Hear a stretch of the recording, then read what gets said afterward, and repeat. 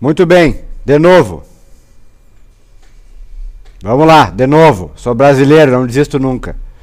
Agora vamos ver se está melhor. Não sei o que houve, eu estava transmitindo normal, tá?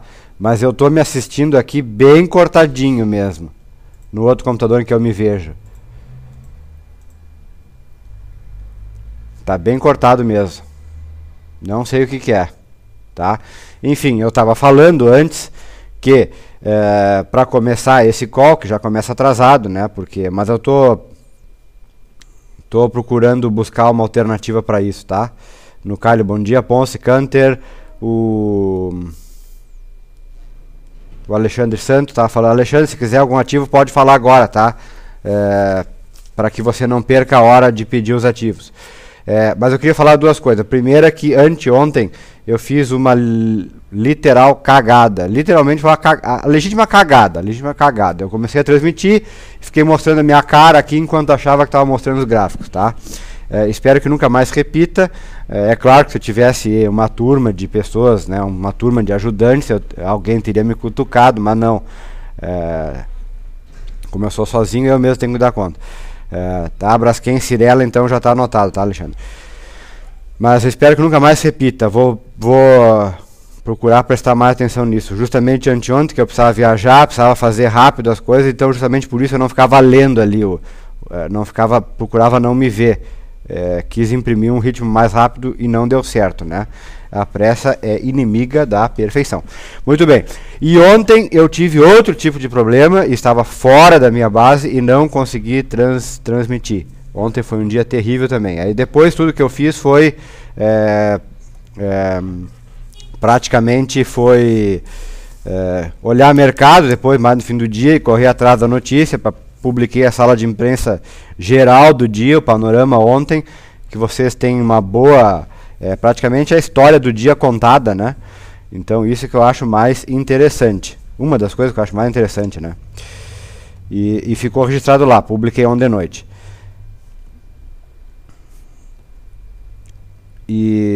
Então era isso, eu queria pedir desculpas por anteontem e ontem. Foram dias atípicos, tá? Espero que nunca mais se repitam. Estou trabalhando para melhorar os serviços. Em breve devo ter novidade, tá? Para vocês. Estou trabalhando, até é um dos motivos pelos quais tá travando mesmo, né? Eu tô vendo que tá travando aqui onde eu me assisto. Deve ser essa internet de merda que a gente tem aqui no Brasil. Porque trava aqui pra mim, deve estar travando para vocês, mas eu transmito legal. Eu tô vendo cotação aqui, tá? Tudo tranquilo.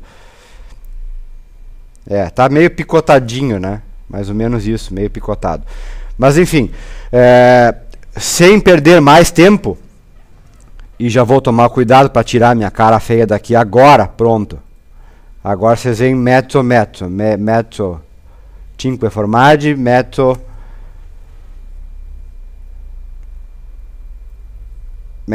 calabresa, tá? A coisa que eu acho que ficou mais ou menos, pelo menos para mim, que praticamente só acompanhei e não fiz nada no mercado, né? Nem deu para publicar ontem blog, nem nada, que nesses últimos 3 dias parece que o mercado fez uma curva assim, né? As notícias vieram vindo ruins e o mercado conseguiu fazer a curva, tá? De tal forma que vocês forem lá na sala de imprensa, deixa eu mostrar aqui como seria isso. Vocês veem aqui que tem uma chamada, bom, uma dessas aqui que está lá no blog, tem uma chamada que diz o seguinte: Emerging Stocks sobem, né, em inglês, mas Emerging Stocks tem a primeira alta em 5 dias. Quando eles falam, é a manchete do Bloomberg, quando ele fala Emerging Stocks, é o índice do Morgan Stanley que mede o comportamento geral dos mercados emergentes, é o MSCI Emerging Markets.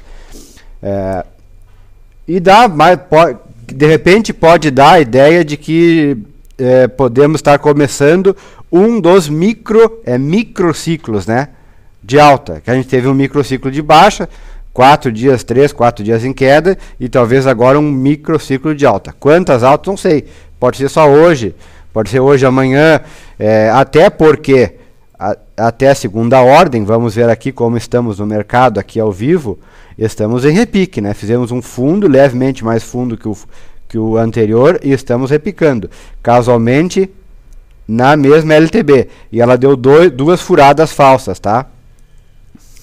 E até eu vou fazer assim, ó. É o momento já muito propício para fazer assim.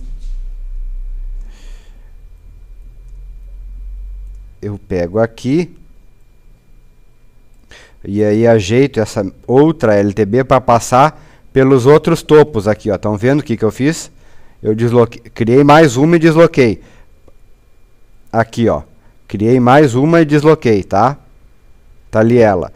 O que eu estou criando aqui, ó, a famosa pá do ventilador, né? Tem gente que gosta da pá do ventilador.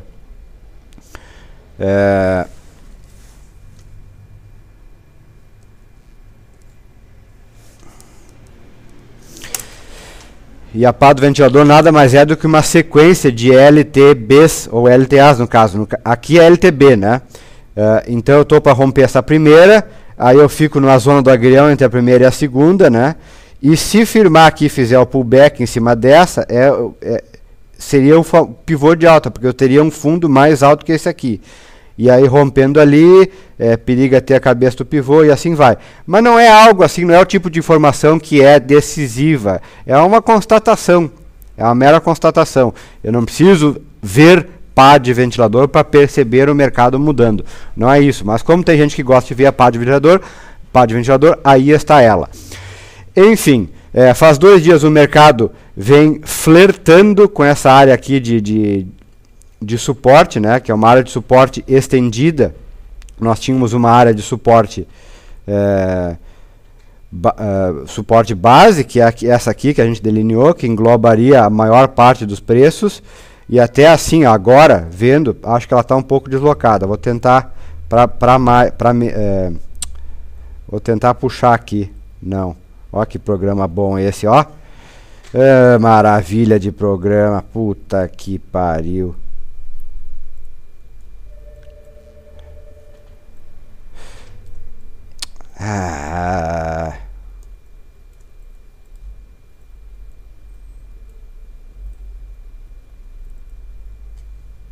Olha só que coisa boa. Eita maravilha!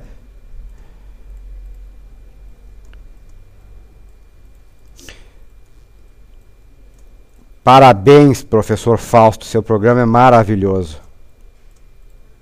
Eu não consigo nem arrastar uma merda de uma linha.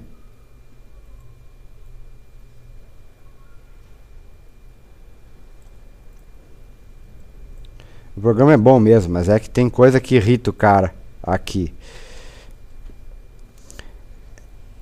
Isso aqui, eu acho que essa nova aqui, ó,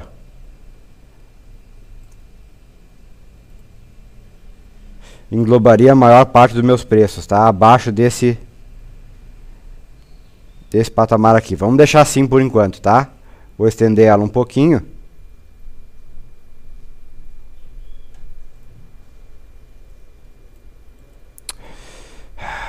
Que merda!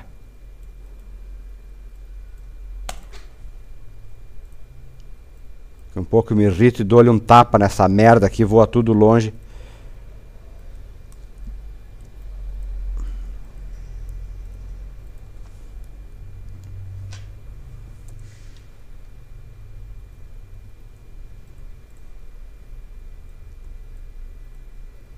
Ah, pra puta que pariu o programa de merda. Filha da... É o Enfoque, tá? Pra quem quiser saber o nome desse programa de merda, é o Enfoque.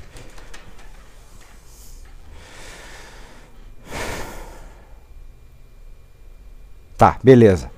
Mas o que eu queria mostrar, deixa assim mesmo, é que daqui até aqui, ó, entre o rompimento dessa LTB e essa nova aqui, ó, linha que eu tracei, que engloba a maioria dos preços aqui, dessa lateralidade, tem uma zona do agrião, tá?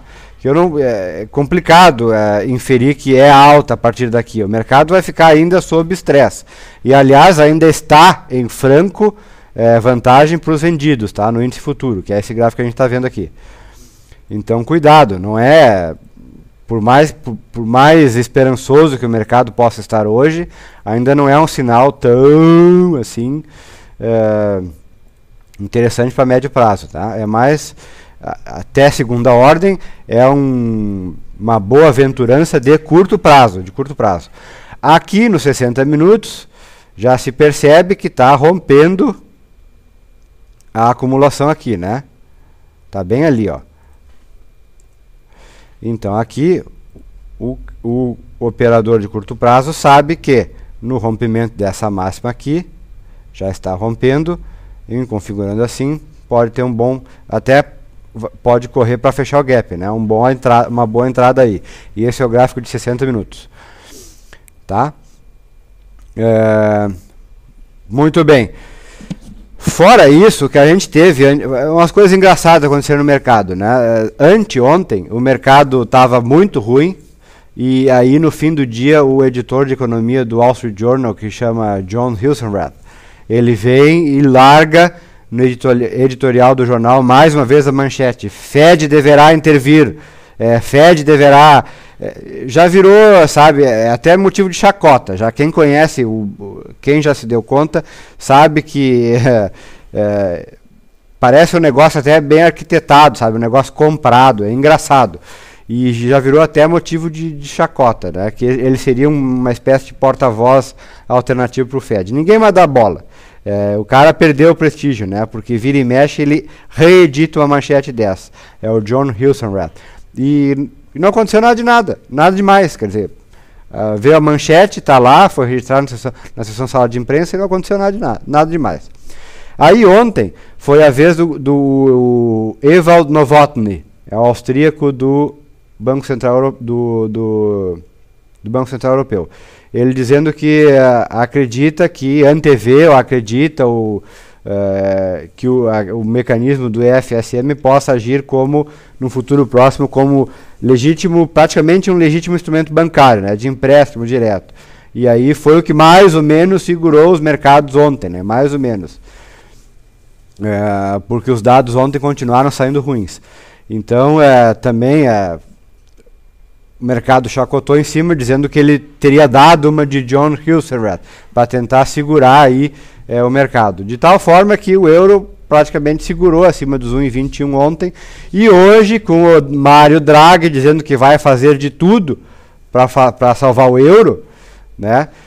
Então aí o euro explode para cima dos 1,22. E aqui eu peguei justamente para mostrar esse momento aqui, que o euro explode acima dos 1,22. Está aí, ó. Pá! Né, o comentário do Mário Draghi. Comentário de hoje, né? Hoje cedo no Brasil, mas na Europa já estava rolando lá. A Europa não estava... Até estava mais ou menos zerada, não tinha nada especial na Europa. E aí o cara comenta isso e os mercados meio que ficam eufóricos. A Itália já vai subindo 4%. 4% vai subindo a Itália. E aí, exatamente, a Maria pediu hoje cedo... eu disse, foi exatamente isso que eu publiquei, Maria, no blog, que ele disse isso ontem, mas quer dizer que ontem ele não ia fazer de tudo para salvar o euro. Então é um negócio assim que vejo como é o mercado, né? É engraçado pensar nesses termos, né? Ele falou hoje de manhã, vai fazer de tudo para salvar o euro, aí os mercados explodem, mas ontem, se eu vou analisar a lógica, né, então quer dizer que ontem ele não estaria propenso a fazer de tudo para salvar o euro. É engraçado pensar assim, né? Mas de fato está lá, então, subindo. Alguns balanços aí, Exxon veio muito bem, obrigado, mas por conta de alguma manobra contábil, não entendi direito, não me detive muito nisso, mas o balanço da Shell, Royal Dutch Shell, veio não tão bom, né? Que é uma empresa petrolífera holandesa, Royal Dutch Shell, por conta, né, dos preços do petróleo, que já não estão lá essas coisas, abaixo dos $100, volatilidade, aquela coisa toda. Tivemos um balanço bom hoje de manhã, que foi da 3M, muito bom balanço. Ontem tivemos Caterpillar, Boeing até elevou o guidance, Caterpillar cortou guidance e Caterpillar com a ideia de que o mercado da China está fraco. Enfim, dado interessante também que mostra a situação é esse indicador aqui, o indicador da American Trucking Association, né, a Associação dos Caminhoneiros da América. Então vejam que de outubro para cá, realmente, né, se você quer justificar o porquê dos dados fracos, está aí, ó. Realmente, né, quem sabe agora entrando em recuperação, né, mas é o tipo de dado que você não vê toda hora. Tá aí. Tá? Aqui os bonds da 10 anos da Espanha, abaixo dos 7%, com essa euforia aí renovada da Europa. Tá aí. Vamos ver como é que está a Europa lá, ó. DAX sobe 0,25, Milão 4,36, Espanha 3,82. A Espanha deve estar muito bem, então, se recuperando das mínimas, porque ela lambeu o fundo duplo. Cadê a Espanha? A Espanha, cadê você? Espanha. ¿Dónde está Espanha? Espanha. Eu sou de Madrid. Eu sou de Madrid. Tá aí, ó. Olhem o grau.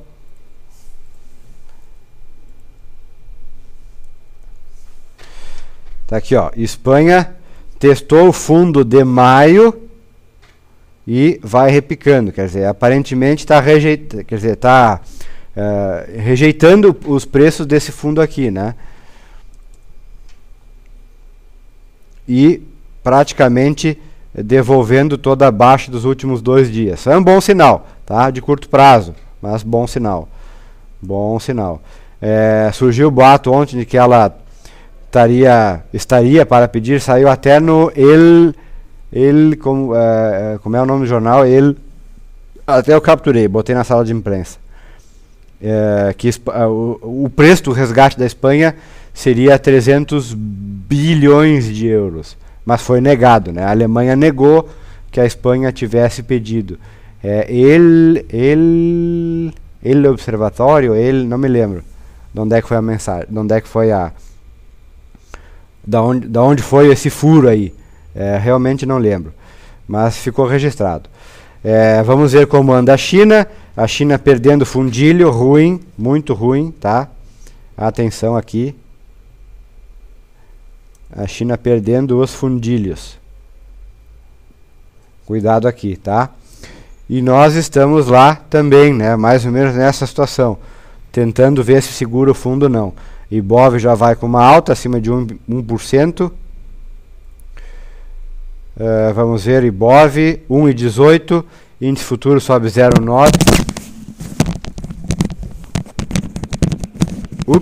Ups, dei um tapa aqui no meu microfone. Índice futuro sobe 0,9. É ruim. Índice futuro está abaixo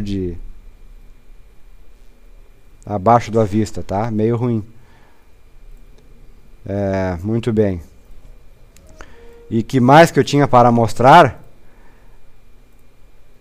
Bom, tá aqui toda a sessão sala de imprensa. Parará. O que eu tinha para mostrar é isso aqui, ó. O dado de ontem. A gente teve um negócio interessante. A gente vem vendo um negócio interessante, que esse último rally aqui nos Estados Unidos, deixa eu dar um zoom in, ele foi causado essencialmente pelas ações de segurança, tá? Que seriam mais ou menos o Porto Seguro. O mercado considera isso lá, aqui é mais setor elétrico, né? Lá é mais característica própria do mercado americano, são as ações de consumo, Staples Consumer Stocks, que seriam aquelas ações de consumo menos relacionadas com ciclos de mercado. Seriam as ações que têm mais ou menos uma demanda sempre presente. Exemplo, Coca-Cola, Johnson & Johnson, que mais? Esse tipo seriam os bens que não são supérfluos, né? São aqueles que as pessoas cortam menos, por mais que tenha crise. E então, se você considera um índice entre essas ações Perdão, entre as ações que são de consumos discricionários, que daí são mais... exemplo, Disney, ações da Disney. As pessoas buscam menos entretenimento em períodos de crise. Então, Disney costuma sofrer mais. Se você pega esse tipo de ação e divide pelas ações mais seguras, você acaba tendo um indicador. E o que está mostrando é justamente isso. Tá? Esse indicador vem caindo, ou seja, o mercado vai subindo e a proporção entre discretionary versus staples, ou seja, as mais voláteis versus as mais conservadoras, vem caindo, ou seja, o pessoal vem comprando mais as conservadoras. E não é muito comum, tanto não é comum que é a primeira vez, é a primeira alta em muitos anos e que isso acontece. Ó, vejam aqui, ó. É a primeira alta depois de uma queda, né, depois de uma mínima do mercado, né?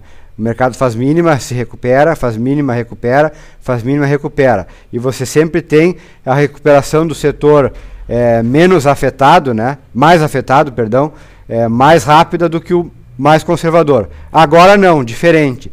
Se isso é um sinal de alerta ou não, não se sabe. O que se vê é que a estatística, depois de um evento como esse, não costuma lá ser muito boa. Uma baixa, um mercado na mediana, né, com alta não muito expressiva, depois de 6 meses. Tá? Você já veja que já começa a ser um panorama um pouquinho diferente do que aquilo que a gente via há pelo menos 2 semanas atrás, né? 2 semanas atrás, em que a dinâmica dos estudos mostrados, né, que vinham sendo capturados, mostrava um mercado eminentemente melhor. Mas isso já vai virando, tá? Isso já começa a virar. Ó. Percebam que a tônica aqui já começa a ser um mercado eminentemente mais complicado. O dado de anteontem, e esse é bem interessante também, mas que eu não consegui mostrar ontem porque não teve call, deixa eu dar um zoom in. Tem um negócio engraçado no mercado lá que é o não chega a ser um indicador, é uma situação, tá? É uma situação. O nome dessa situação é o presságio de Hindenburg. Para quem não sabe, Hindenburg era aquele dirigível, né, Zeppelin, que explodiu, pegou fogo em 1939 lá nos Estados Unidos. Então, não sei por que batizaram assim. Quem inventou batizou assim. É mais ou menos quando é que acontece o presságio de Hindenburg. Ele aconteceu anteontem, tá? Anteontem aconteceu o presságio de Hindenburg, que costuma antever quedas bruscas do mercado. O presságio de Hindenburg, ele é, na verdade, a conjunção de várias situações do mercado. E aí é muito complicado calcular isso, porque são várias mesmo. É como se fosse assim, vai pensar esotericamente, como se fosse assim um alinhamento de uns 7, 8 astros, sabe? Aquela coisa, aquela situação assim, de Marte alinha com Saturno, com Vênus, Plutão, e mais não sei o que, e mais a estrela Aldebaran. Mais ou menos isso. Então, uma série de situações, é muito engraçado mesmo ver. Mas enfim, e aí o mercado fica de olho, né? E o presságio de Hindenburg, ele fica ativo por até 30 dias, tá? 30 dias. Essa é a moral. E aqui está as vezes em que o presságio de Hindenburg aconteceu. E quando você, deixa eu dar um zoom out aqui, quando você vê, aqui tudo bem, ó, aqui deu mais uma queda, mas aqui não, ó, e aqui foram várias na sequência. O presságio de Hindenburg deu uma vez e acabou acontecendo um cluster de presságios de Hindenburg.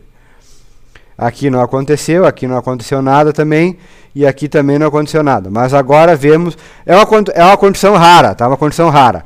E uma das condições que eu lembro agora do presságio de Hindenburg é que você tem que ter, existe uma coisa que é muito calculada lá, que é dentro de um indicador, que geralmente é o SP500, o número de novas máximas e o número de novas mínimas. A tônica normal é que enquanto o mercado vai subindo, você deve ver um acúmulo de novas máximas, né? São 500 ações no SP500, muitas dessas devem estar fazendo novas máximas. Em contrapartida, o mercado de queda, você deveria computar um aumento de novas mínimas. Isso seria usual. Mas uma das características do presságio de Hindenburg é que o número de novas máximas e o número de novas mínimas, ele fica equilibrado. Quer dizer, um mercado eminentemente indeciso. E quando você for ver a lógica do presságio de Hindenburg, vendo exatamente como se constrói, você vê que ele é construído em um ambiente em que existe uma alta depois de um recuo, tá? Um recuo forte. E aqui então está o recuo forte e aqui está a alta. E essa alta pode muito bem ser interpretada como um repique. Um repique. Um repique. Então aqui, por exemplo, ó, teve a alta, e aí teve uma alta, e aí teve um repique, e aí fez uma nova, fez uma nova mínima. Aqui no caso não configurou, porque teve a alta, e aí, bom, muito tempo depois teve o repique, mas não teve a ver com o presságio de Hindenburg. E aqui teve a alta, teve a queda e agora talvez seja um repique. Então, é meramente casual. Quer dizer, se o mercado desabar é porque terá sido um repique, e aí eu posso muito bem estar fazendo pivô de baixa, né? Mais ou menos assim. Queda, alta, uma alta intermediária, né? E nova queda. Mas se não houver, daí é porque é mais uma vez que será mais uma ocasião que o presságio de Hindenburg não acontece. Enfim, achei engraçado, porque eu me lembro da última vez que aconteceu o presságio de Hindenburg, eu fiquei cuidando e não aconteceu nada. Tem gente que cuida isso, né? E a gente percebe isso no noticiário, né? Olha, aconteceu o presságio de Hindenburg, cuidado. Achei interessante até para que você... exatamente, né? Mais um negócio de astrologia, para que você soubesse que isso existe, né? O famoso presságio de Hindenburg. E ele fica ativo por 30 dias, tá? A partir de agora. Então, cuidado que durante os próximos 30 dias...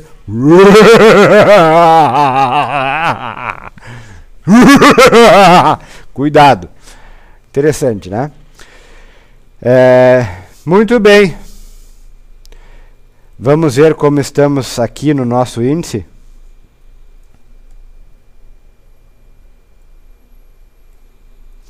Deixa eu botar aqui que eu quero botar o 15 minutos. Tá aqui o 15 minutos. Rompendo para cima aqui. A nossa areazinha.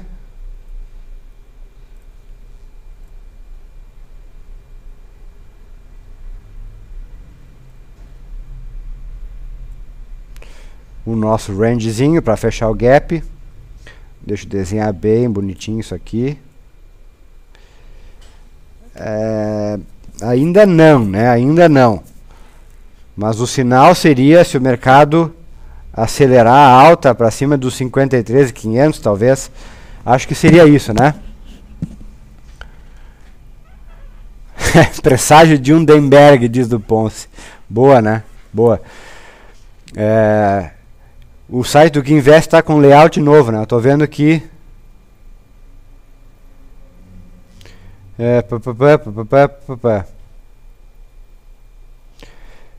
O euro will survive, então, né? Isso aí. I will survive. Então tá garantido, né, galera? O Mário Draghi garantiu que o euro vai sobreviver. Aliás, o Citibank elevou a sua aposta, né, em 90% para a saída da Grécia de 12 a 18 meses. Estava entre 50 e 75, né? Tá lá na sala de imprensa. Foi uma das coisas que me chamou a atenção. Citibank, né? E parece que, efetivamente, a Troika constatou lá que, já havia comentado aqui no call, né, que as contas lá estão horríveis, que as reformas não andaram e não sei como é que vão segurar esse pepino aí da Grécia, hein? Não sei. Eu sei que os gregos engambelaram direitinho o Banco Central Europeu. Maquiaram as suas contas para entrar no euro e... Bom, se deram bem, né? Até agora se deram bem. Se vai continuar ou não, se vai continuar essa mamata ou não. A gente não sabe. Muito bem. Deixa eu ver se tem mais alguma coisa aqui. Nesse formato novo do site não consigo rever os diálogos. Não sei, eu estou revendo aqui.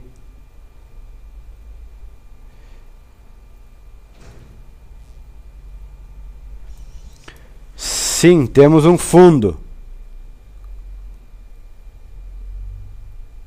Temos um fundo. Diz do que, Maria?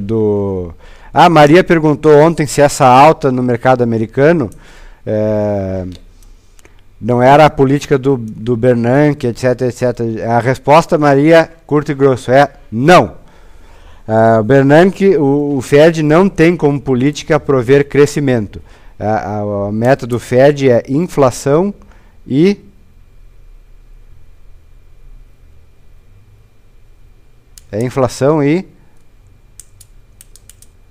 como é? Agora me fugiu. Ou estou trocando as bolas? A meta do Fed é inflação e... Bom, não lembro. Desemprego, isso aí. Exatamente, inflação e desemprego. Não é crescimento. Crescimento é do nosso Banco Central, tá? Banco Central é inflação e crescimento. O interessante é que... mas não é por isso que a resposta é não. Porque até se você for ver, nas entrelinhas, sim, né? Se você prover tudo isso, o crescimento ele deveria acontecer naturalmente. Mas ele não está acontecendo. Inclusive, quando você olha o rendimento de um bond, de um título americano chamado, de uma treasury chamada TIPS, que é Treasury Inflation Protection TIPS Security, não me lembro qual é o S. Mas enfim, é o título que você compra, que o Fed remunera a inflação mais um jurinho, tá? É o título que protege a inflação. E você vê que o yield dela também está negativo.